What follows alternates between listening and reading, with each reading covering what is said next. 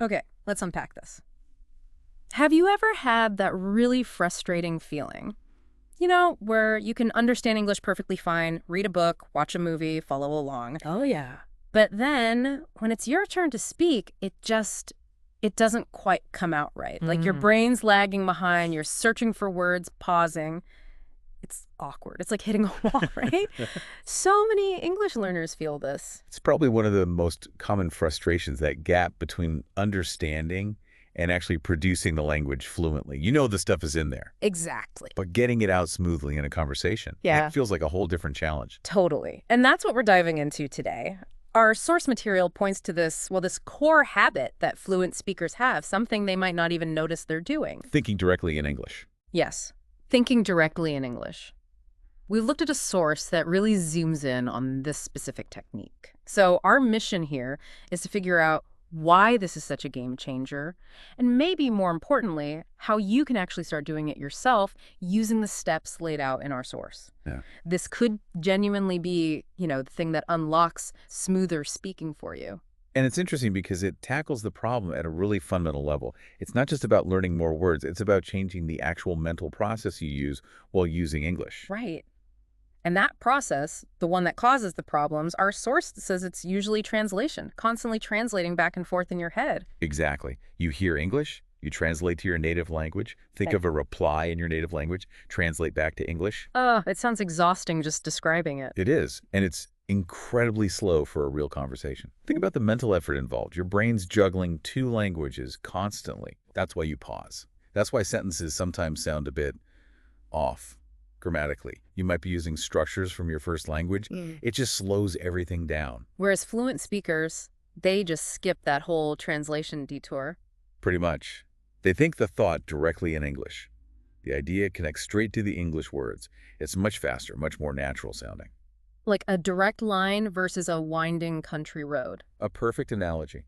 And that direct connection leads to what we call automaticity, using the language without consciously thinking about every single word or rule. That's fluency. Okay, so hearing just think in English, it still sounds maybe a bit abstract, a bit difficult. Like, how do you just start doing that? Right. It's not like flipping a switch overnight. But the source is reassuring here. It says Yeah. it's trainable, like building muscle, at the gym. Start small, be consistent, and it gets stronger over time. Exactly. And they give us 5 really practical methods, things you can actually do to build this thinking muscle. These aren't just theories then, they're actual actions. Concrete actions you can weave into your day. Okay, I'm ready. How do we start shifting that inner voice? What's method 1? Method 1 is super simple, actually. Just start naming things around you, silently in your head, using English. So instead of thinking the word for chair in my language, I just think chair. Precisely. This is a chair, or just chair.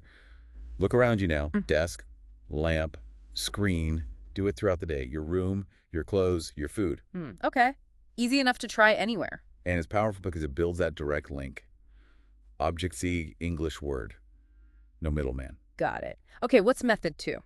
Method 2 is talking to yourself in English. Huh, okay. Maybe not out loud on the bus. Well, maybe not. But you can do it silently in your head. Or if you're alone, yes, speak it out loud. Just narrate simple things. The source gives examples like, I'm brushing my teeth. Or thinking ahead, now I'll go to the market. So like an internal commentary. Kind of. It gets you practicing forming basic sentences about what you're doing or planning directly in English. Very low pressure. Okay, makes sense. Method 3. Use mini questions. Throughout your day, just ask yourself simple stuff in English. And answer in English, even if it's short. Like what? Oh, things like, what time is it? Am I hungry? What's my plan today? Just quick internal check-ins. Ah, I see.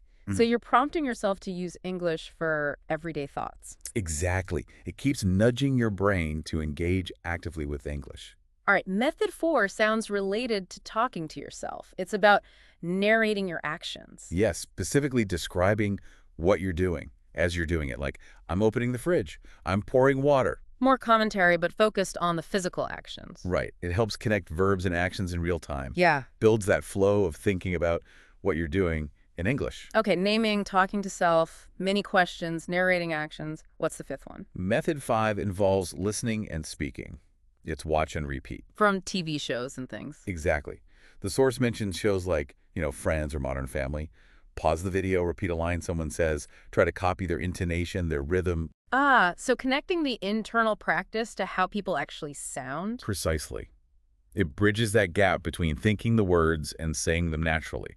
Helps with pronunciation, flow, everything. So these 5 methods, naming, self-talk, questions, narrating, repeating, they're all about making English your sort of default mental language, like Yeah, the source says. that's the core idea, integrating it into your thought process bit by bit. And it's not about getting it perfect right away, just doing it consistently. Consistency is everything here. Yeah. And the results, according to the source, they come pretty quickly. Yeah, that was the really encouraging part. They said learners often see real changes in just, what, 15 to 30 days? Tangible improvements. Like less hesitation when speaking. Yes, because you're not stuck translating. Building sentences faster for the same reason. Better vocabulary recall, too. Right, because the words are linked directly to the ideas, not via another language. And the big one, More confidence. a lot more confidence in conversations. Yeah. It just feels less scary, less like a huge mental effort. It makes total sense. If you're already used to thinking it, saying it becomes the natural next step.